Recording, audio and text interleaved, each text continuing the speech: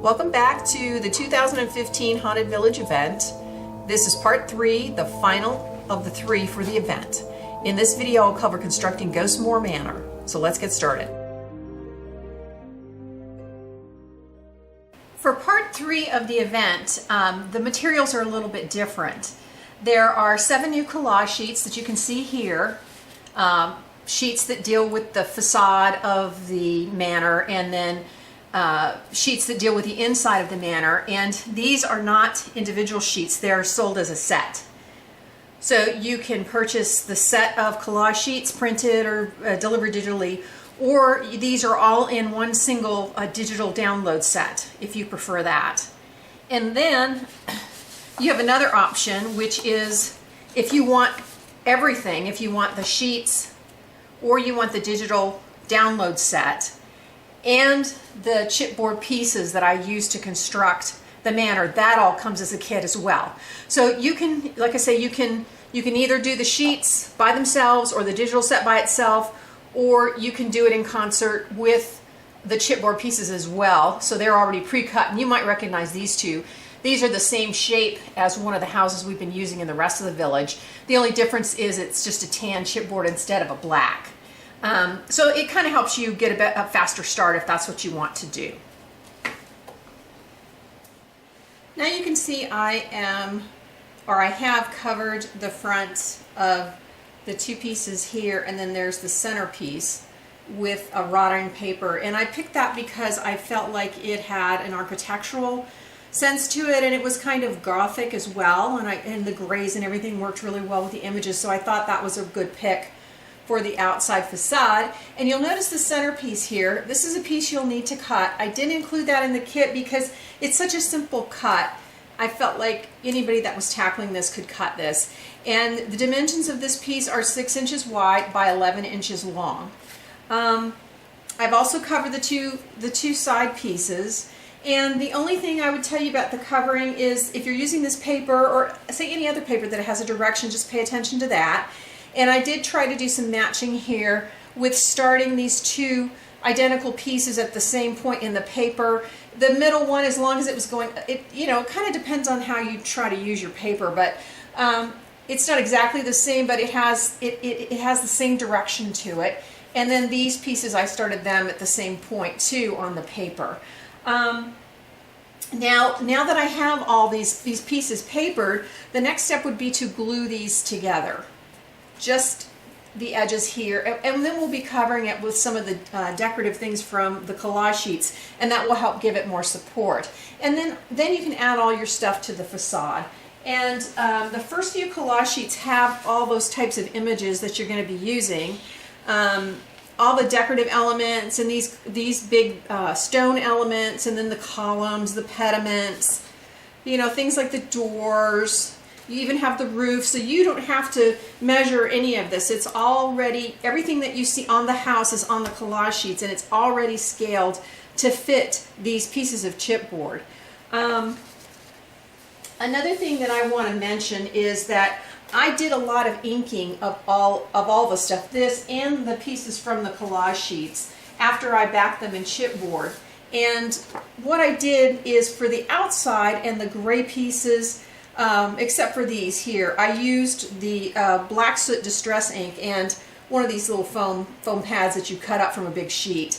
And that just gets rid of your white edges, and it also, with darkening the edges, it just kind of makes it pop more and gives it more of a 3D look. And then on the inside, it's a different color scheme, and I want to turn this over because I've also used the paper on the inside. And I've chosen this yellow spiderweb paper. And then to give it a little bit more of a warm color, because everything on the inside is this warm kind of cherry color, I've used the Vintage Photo Distress ink, and that's also what I used to ink anything that has these brown tones in it. And just to add some more color to this, I just came in here with one of these foam pads and just rub some of the Vintage Photo on it. And you can do as much as you want, and it doesn't have to be even. To me, it just made it look a little bit more vintage and worn and just a little warmer. And then there are all these collage sheets that are going to give you your internal elements, your paneling, your pediments. The pediments are the identical size to the front pediments. They're just colored differently to go with the color scheme on the inside. And of course your windows and things like that. And then there's a couple more collage sheets, of course, with the elements that are going to go outside of the architectural stuff. Now, in addition to all this, there is a free collage sheet on my blog for you, so you'll want to go over there if you're not there already. And it's going to give you some other elements. It's going to give you your trim for the outside. It's going to give you your staircase, and it's going to give you trim for the inside. And you'll see, especially this trim for the inside, you'll see me use that in a bunch of different places. You also get a big sheet of cherry colored wood veneer, and I've used that in several other places too. Now, another nice handy thing when you're doing the paper on these pieces, these are really simple to cut with. Once you glue your paper on, to cut with scissors. But I've been asked this question before, like, what's a good way to get in here and get these little tiny areas? And I just use an X-Acto knife, and then you can get really nice, clean edges. So what I'm going to do is glue my 3 center pieces together, not the ends, because these are going to be put on at an angle.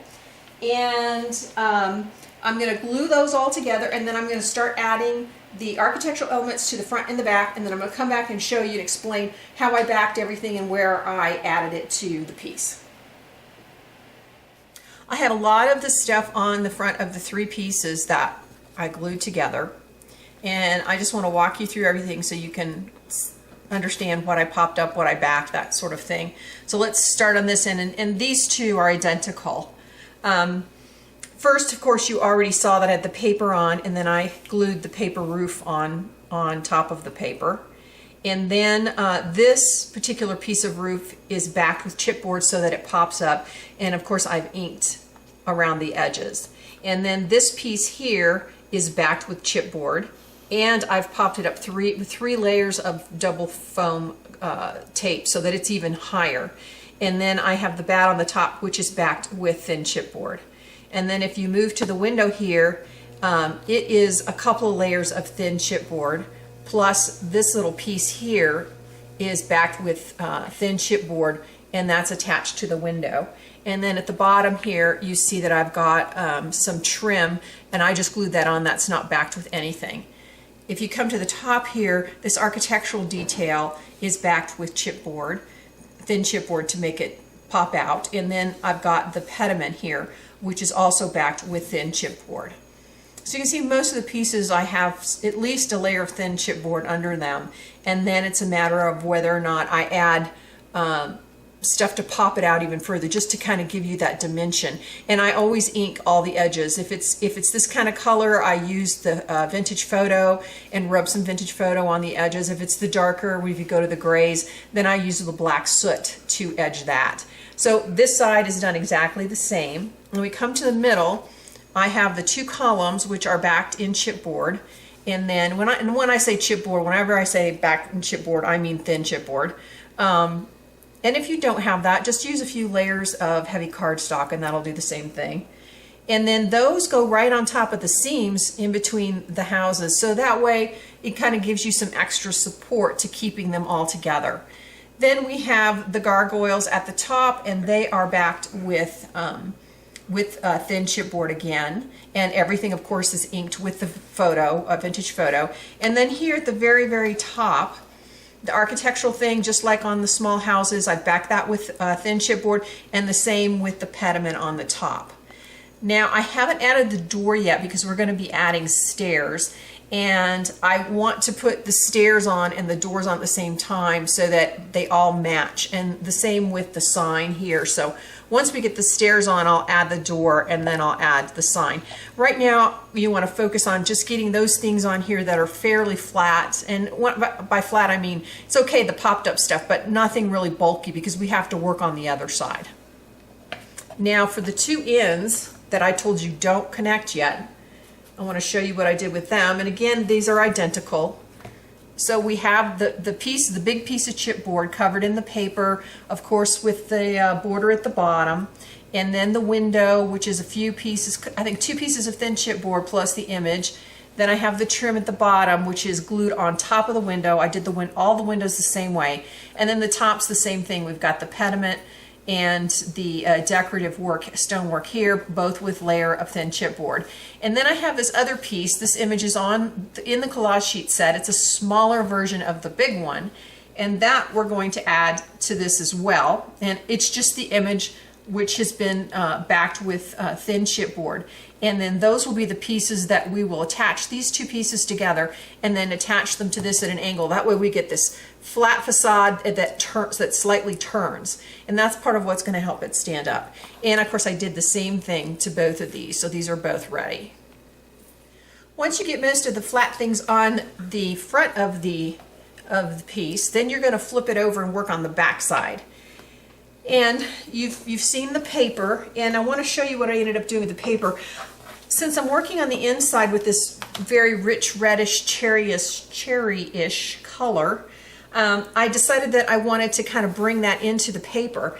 And the way I did that is I took the vintage photo ink and simply rubbed it into the paper, like so. And you can do as much or as little as you want. So yeah, just add it to your paper if you like that look. And I thought it made it look a little bit more vintage as well, a little older. So let me talk about the sides here. They're identical. Of course, I had the paper. You saw how I covered everything with the paper. And then I have this trim piece up at the top here. It's backed with thin chipboard and then popped up. And then I have the pediment. Now the pediments for the back are exactly the same as the pediments on the front. The only difference is I colored them differently. So they should match up without any problem. Got some of my hair here. Match up without any problems. You know, whatever you've done on the front, then apply the pediment to the same area of the back. And again, it's backed with thin chipboard. Now I want you to notice here, the columns in the front kind of peek through on the back. So I put some of the paper on the back of those columns so that the parts that you would see would be the same as this paper. And then I also put another gargoyle on the back of the gargoyles that were on the front. And you do have 4 gargoyles in your kit, so you have enough to do the fronts and the back. So you kind of see his eye peeking out here, looking into the house. Then we come to the center part, and I've got panels here, and these panels come separate. So you want to cut them each out, and then I backed them with chipboard. And I want you to notice the bottom here, how I've done them a little bit higher. We're going to be using a piece of foam core for the floor, and I chose foam core because it's stiffer and more supportive than, say, if we did chipboard. And so that foam core is going to run all along the bottom here. So I took a little piece of foam core that I had that's the same width of the one I'm going to use, and I just held it here so I would know where to glue these. And the reason I went ahead and added these now as opposed to waiting until we put the foam core base on is that it's easier to get the landing for the stairs on when this is flat. So I thought, and the point at which you want to put that is at the top of these panels. So I went ahead and put the panels in place, and then we'll be adding the landing for the stairs. Then of course I've used a couple of curtains from the sheet. You have 4 curtains, so you've got enough for this, and then for the windows that I'll show you here in a minute. And then I kind of I put those down first before I added the pediment. These are backed in chipboard, this is backed in chipboard.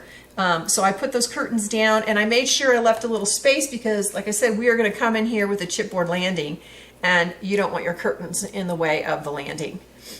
And so that's the inside of the centerpiece. And of course, just like with the outside pieces that I showed you, then I've got work done on the inside pieces, or the inside of the pieces. And here you can see these 2 ends, which will go there, but of course they will be turned in like this. And you can see I've got the window backed in chipboard, a curtain backed in chipboard. This thing is popped up just like I did here. So it's backed and popped up. Then the pediment is backed with chipboard. And this is lifted so that I can have the curtain, and it has the sense that it's actually hanging as opposed to being glued down. These are actually glued down. And of course I did the same on both sides. And then the flip side of this, it's got its own panels. And then again, I'll show you, I've left this gap here. I put the panels on, left the gap so that we've got the room for the chipboard base. So that's the inside. Now I want to talk about the stairs. Now for the staircase in the landing inside, in the interior, we're going to need to cut a piece of chipboard that is 4 inches wide by 8 inches long, and that will fit the staircase that you have in the free sheet here. And then for railings, I used pieces of this this chipboard set. You've seen me use this through phase 1 or part 1 and part 2. It's got lots of good stuff on it. And let me show you here, I actually have the staircase put together and I have the railing on it. And I want to show you where that came from. If you look at this set, it came from this section right here. And it's up to you of what pieces of this you want to use. You can put it together however you want to. Now, if you do it the way I do it, you will need 2 sets because this isn't long enough to do the railing all the way down. And as it is, I didn't do the railing completely down because I'm going to be adding some finials at the end of the railing to make up that distance. So I'm going to have these down here at the bottom. And so I didn't go all the way. And then for the landing, you're going to want to cut a piece of chipboard that's 6 inches by 2 inches, which the 6 inches corresponds with that center section that I had you cut that wasn't part of the chipboard kit. That's going to be our landing. And then I did some railing around it, and I'll be showing you all that in detail, but this is the part of the railing that I used, or part of this set that I used. So I cut 4 of these, 1 here, 1 here, 1 for here, and 1 for here. And then of course the center is open. And then I also did some supports, which are these here underneath. Actually, I think it was more like this. So I did some of these as supports underneath.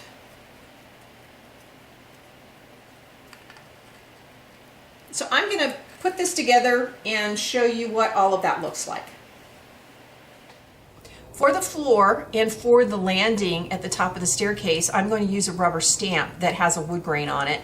I mean, it's kind of nice to have a stamp because you can use it as many times as you want and make as much as you want in whatever color you want.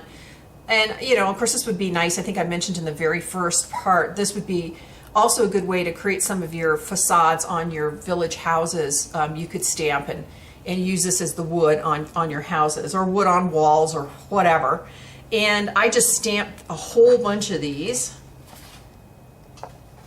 on paper, of course. And then I'm coming in with vintage photo distress stain and painting all these. Now it has a dauber on it, and if you like using the dauber, go ahead. But I'm not crazy about the dauber, so I just usually pour out whatever I want in a little lid or something and use that to paint that on. And so I will paint a whole bunch of these, and then I'm going to cut them apart. You know, you can see they've got lines here. I'm going to cut them apart, and then when I glue them to the base, which will be the foam core, I'm going to stagger them. And then that way it's really going to look like a laid floor rather than it just all of these being all lined up. I think it gives it a better look. So that's how I'm going to do the floor, and that's how I'm going to do the landing. So now I've got the landing in place, and I've got the railing around it. So the order that I did this in is I covered it with the paper that I stamped for making the floor on the top and the bottom. Then I glued on the railing pieces, and I'm going to try to turn this to see if you can get some different views of it. You can see that. Then I glued the whole thing onto the house.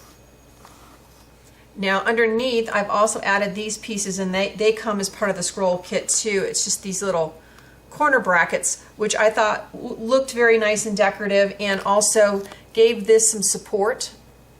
And so let me give you this a turn so you can see what those look like on the side.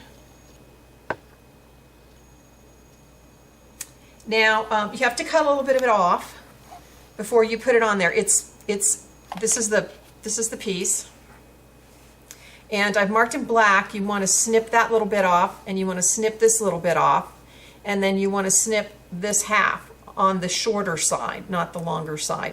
So that way this will go in here and it'll sit flush. Actually, it's like that. and it'll sit flush. And then those are your two supports. So now that we have that on the front of this, or the back, now we're ready to put the other pieces on. And I'm going to show you that. Stand up here. And what we're going to do is, in this corner over here, I'm going to move this over. We're going to attach this, but we're not going to, you could do this flat if you wanted to. It's really up to you. But I'm going to do it in an angle here. So if I set this here, the two kind of fit together, and they'll actually stand without me doing anything. So just at a little angle here, the finial here and this area here actually kind of lock together, and it'll stand all by itself. So I'll be connecting that to this side and then the other side too. And then now once we've done that, we're ready to do our floor, which our floor is really what's going to keep this whole thing stable. Now we're going to make a base for our manor, and that's going to support our stairs, and it's also going to give us a platform for all the other things that we want to add, and it's also going to keep the shape in place and be supportive. So what you want to do is put this on a piece of foam core and get the sides where you want them, because after you glue them you'll probably have a little bit of movement here. So get them all even exactly the way you want them, and then you want to take a pencil and you're just going to draw a line all along the edge here. And that's going to be your cut line. And just remember that this indents right here. So this is not a straight line. There's a little indentation because of this being added on.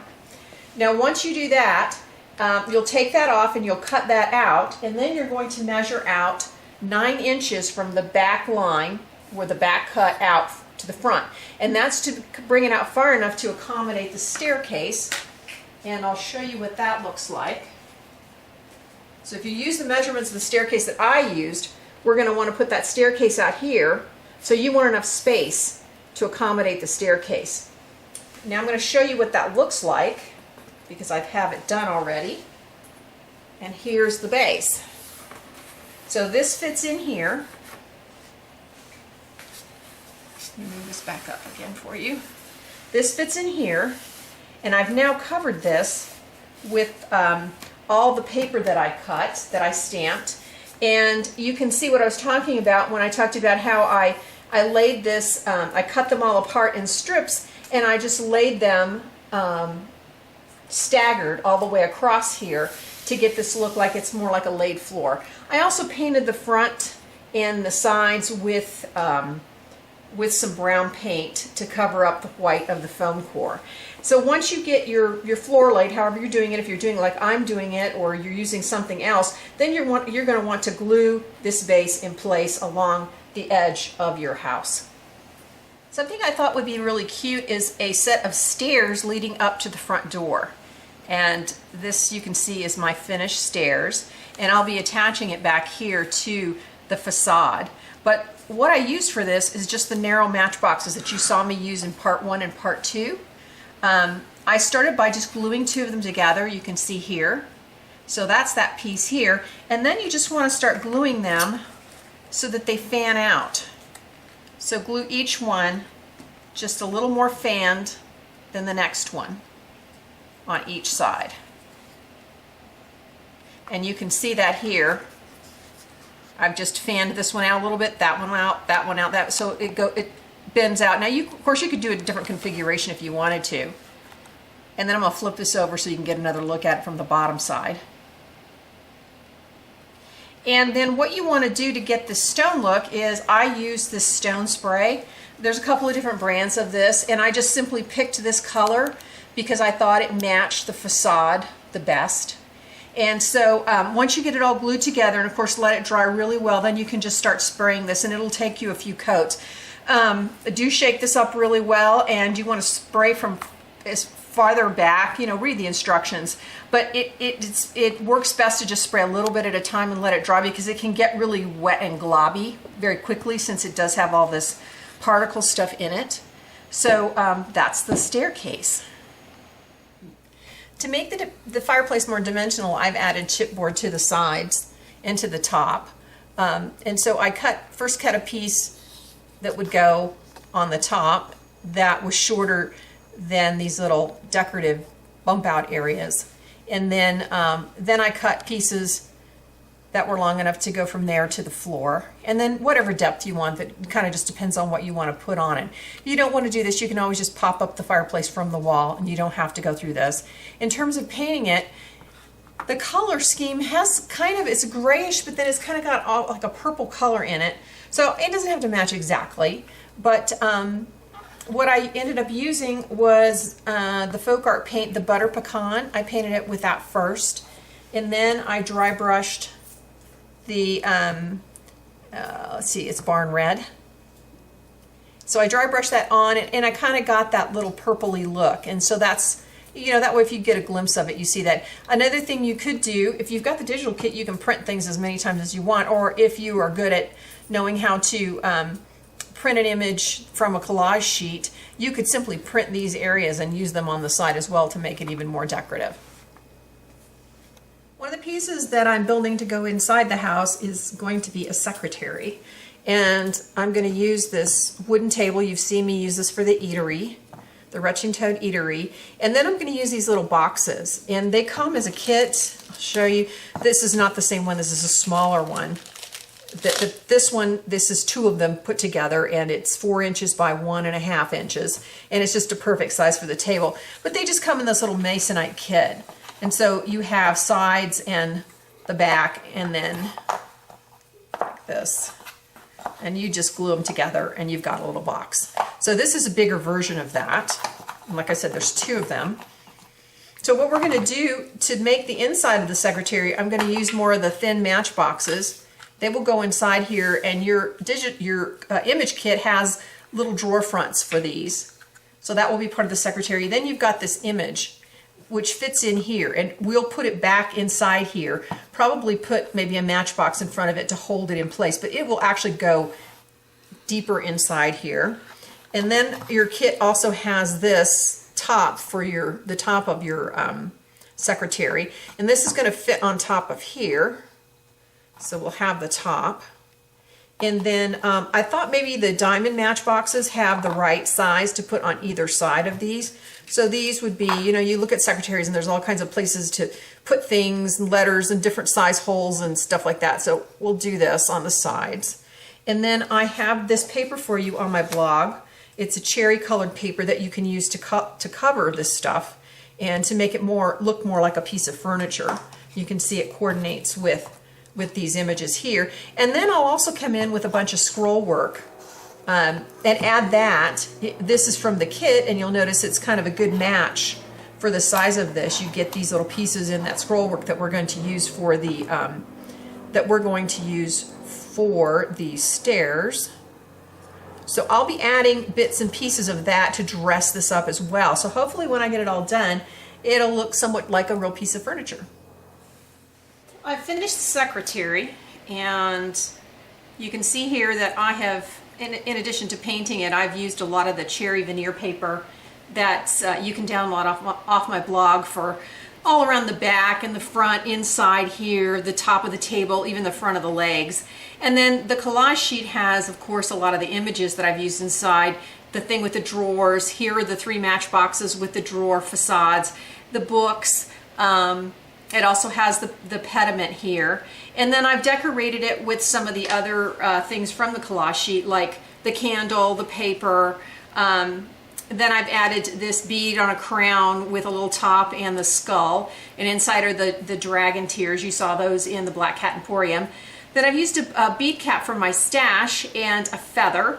And then here are the other bigger matchboxes on the side, and I've got some scrolls inside there. And at the very top is the owl. Now to go with this, I decided that I needed a stool or some kind of a chair. And so I ended up making this little dragon stool. And I started with the narrow matchboxes that you've seen me use so many times. And I covered it with some paper from my stash. And then for the sides, I used Chipboard Dragons. Now these are the same dragons I used in the alchemy project. And they're just chipboard, and they come in a big set of many sizes and different styles. But if you want 2 for your bench, you're going to need 2 sets. But they do come, like I said, they come with a lot, so you could make more than 1 bench. And you could always, you know, put together a couple of these and make a window bench. And So you could use more of the dragons in the project. And now to get the finish on these, show you that, I painted it burgundy first, and then I crackled it with the distressed crackle paint. And then I rubbed the Inca Gold Gilder's Paste on top of that, and that really brought out the crackle. And then that gave me something that that was kind of in the color scheme of everything else, and then you can see the scale of that. So now that you have a bench to sit on. Now some of the other accessories that I've done is I've made, if you buy the digital download kit with all the individual images, it's got this rug. This is not on the collage sheet, so that's something extra. My digital kits usually always have a few extra images. And I have used this gorgeous lace. It's a spider web lace just to trim the edges, and it's a really beautiful lace. So I've done 2 of these rugs, and then the other thing I've done is I've taken a candlestick holder. You've seen me use these a lot of times, and I've flipped it upside down to make a stand for the bust, and then I've used more of the lace around the outside of it. Then another thing that I did was made an easel. You can see for one of the pictures. And this is really simple. I just glued together the tips of a couple of skewers. They were the thinner skewers than these, but this is the ones I had laying around. So for the front, I've got these 2 together, and then I'll put one on the back. And then once that dried, and I used E6000, which is kind of rubbery before it dries really well, that way I could pull this back leg out a little bit before I glue it down onto the floor. And then the very top of it is this little foot, and it's got a hole in it that's big enough for the skewers to fit on. You can see here. And then at the bottom, I've used some little feet to go on the ends of the skewers. And then again, I've used more of the chipboard scroll work that I'm using for everything. I use that as the ledge for the to hold the picture. One of the things that I thought would be very cool is to have a tall standing candelabra, and I wanted to show you the pieces that it's made up of. I've got a small piece of filigree here that I've glued this puffy bead on, which has a hole, and then I have a smaller puffy bead that's got a big hole here, and then I've got this piece of filigree and then some chain. And for the top piece, you can see here, I've already put that together. It's covered in candles. And I'll flip that over, you can see the filigree, and here are the beads. And what I did was I took 4 beads. So these beads, the rosary beads, already have loops and stuff on them. So if you want to do it the same as mine, it's 4 of these beads with a loop on each end. And then there are holes in this filigree, as you see here. You've got holes here, and I used a jump ring through each of these holes and then connected it to the loops that are on the rosary bead chain. And I'll put this like this and see if we could come in close and take a look at that. And just did that all the way around, so that will be hanging. And then the candles, I burnt the candles down some before I glued them on. At first I tried to glue them on, but it's really hard when they're so tall to get them to stand up straight. And so I pressed them into a little jump ring, which kind of made the bottoms a little flatter. Well, I burned them first, press them into a little jump ring at the bottom, and then use some E6000 to glue them on. And so that's the candles. And so I want to show you how I put the puff beads together with a wooden skewer that I painted. So that's the stand. And now you've got the center hole here, which I thought, I put the second bead here because I felt like it trimmed it out nice, and it gave it a nice little surface area to glue to. So the next step is I'll glue to here, and then I will have my little standing, or my tall standing candelabra. So I've cooked up an extra thing if you want to do this, which is to put a fence and all in the front and gate entrance in front of your Ghostmore Manor. And if you purchase the collage sheet set, you do not have enough of these panels to make this. And I'm also using some of these. So, but if you do know how to take images and reprint them, or if you bought the digital set and can reprint them, then of course with the digital set you can print things as many times as you want. Then these are the large stone pieces that we used on the house. And what I've done is I've taken 2 of them. Now you don't actually have to do it over twice.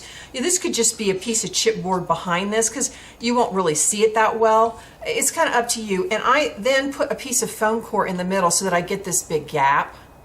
And then inside here, on all the inside edges, about 1/4 inch in or more, I used a black Sharpie. So that way, as you see these from an angle, you just get the dark so it looks like a shadow rather than seeing the chipboard that's backing these. And I just back those with thin chipboard. And then the gate, these come as a set of 2 gates. And they look like this. And I thought the big ones, the scale was just a little too big. But I mean, you could use those too, whichever you like.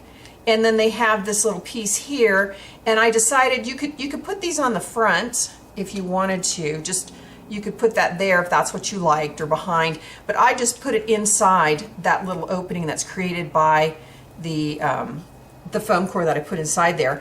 And now I'm going to add these items to the top, and this is just a black bead with a hole on both sides. And I have sprayed it with a stone spray, the same spray you saw me use on the stairs. And then I put a skewer through the hole, glued that in there, and then I glued a raven bead here.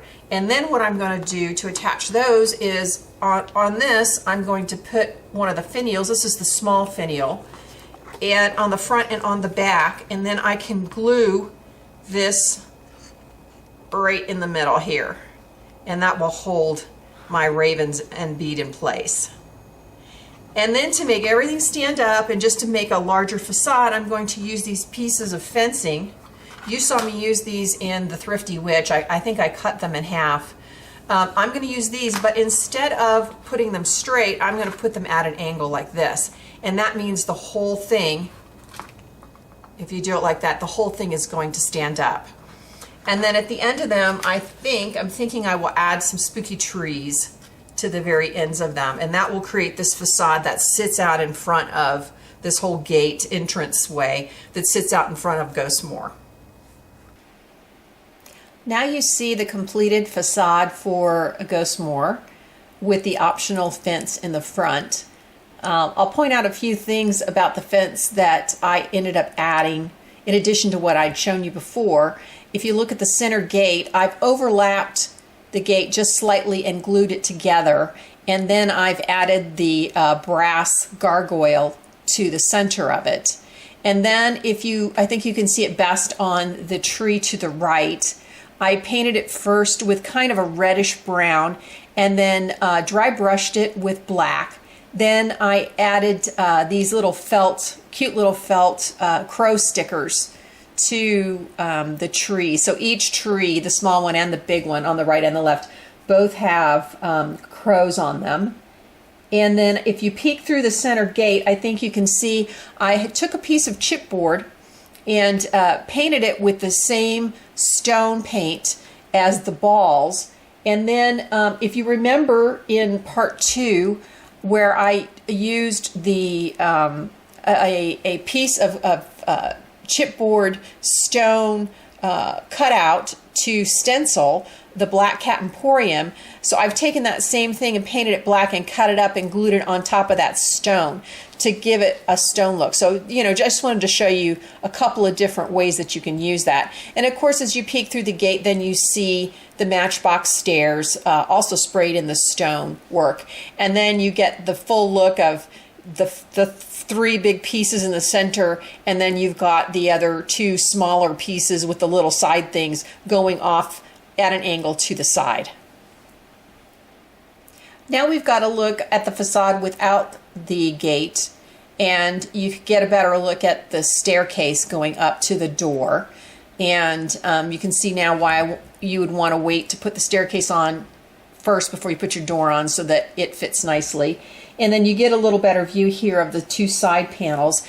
And then also note above the windows, I decided to, some of that scroll work, that wrought iron scroll work that I've been using so much of, I took a couple of pieces of those and also sprayed that with the stone spray and then added those above the windows to give it a little bit more detail.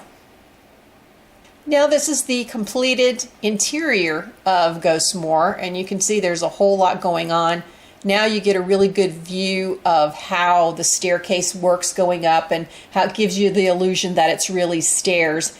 And if you look at the banisters at the very bottom that I made out of those wood finials, you'll notice that at the very bottom of them I used some of the wood trim that's on the free collage sheet to wrap around the bottom. And then I took the two of the gargoyles that were on the collage sheets and wrapped them around the very top. And then I used some crystals for their red eyes. And so that kind of really dressed up the bottom of the stairs. And if you go up the stairs, then you can see a black cat up at the top, and you've got the picture, which you've seen before. And then I went ahead and put the candlestick pedestal up there with the statue on it. Now, if you look to the left side, you can see the scene with the fireplace and the chairs and the mistress of the house. And then, of course, you've got the picture on the tripod there. And then the fireplace, you'll notice I've used the two images that are the vampires that are colored to go with the fireplace. And then you see I've got a candle on a bat bale. You've seen me use that with the Black Cat Emporium. And then there's an urn. That is actually the same urn that I used in the Boutique Exquisite, except this time I painted it black and then used some Inca Gold to jazz it up. And then the clock, you might recognize that clock. That's on the collage sheet, but it's also on the Black Cat Emporium collage sheet. And then we've got a picture on the wall. And the pictures of the witches that you see are from a separate collage sheet called Saucy Witches. And I did reduce the pictures to get them to fit in the frame. So in the supply list, I will give you information on what the reduction is. If you get that collage sheet and you want to reduce them to fit in these picture frames, I'll tell you what that is. And then, of course, above the fireplace, we've got the ghost in the mirror that's coming out of the mirror. And then if we move to the right side, then, of course, we've got the finished secretary.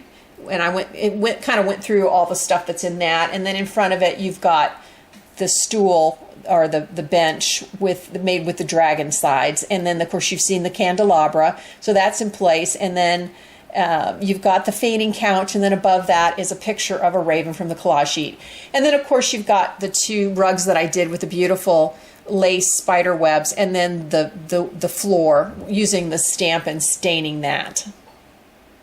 Now here's a little closer view of the staircase, and here you can kind of see how the paneling looks behind it, and all the wrought iron scroll work that I used for the railings. And then another look at the secretary. You can see that in a little bit more detail, and also the bench in front of it on top of the rug. So that's Ghostmore Manor.